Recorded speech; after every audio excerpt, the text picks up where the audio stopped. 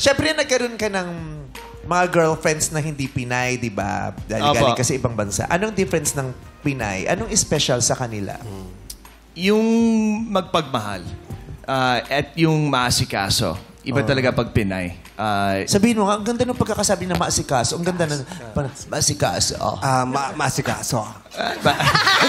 Tama ba? Tama yan. Patingin nga. Sobrang lambing. Maasikaso. Nyo, din yung dating.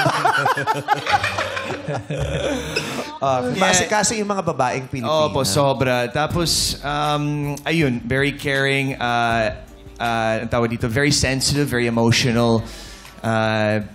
Lagi niya chine-check if okay ako or safe ako. Nurse ka. Pag-ulat ka lang, binibipi ka, binabayad mo sense. Kala mo, holding hands, pero kagano'n ginagawa, hindi kong pulse rate.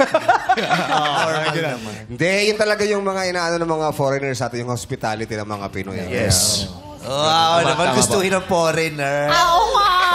Oo, napunta tayo sa Dubai, di ba? Ang daming sumunod sa'yo. Natakot. Bayis tulong. Bakit kami sumusunod sa akin sa'yo? Gustuhin ng foreigners. Okay. So, marami kayong nakitang magagandang katangian ng isa't isa tapos naging mag-joke. Anong anniversary niyo? Anong date? Natatandaan mo pa? Feb 15. Ay! Right after. Yes. Right after Valentine's. Before 16. Yeah, actually, dapat Valentine's Day.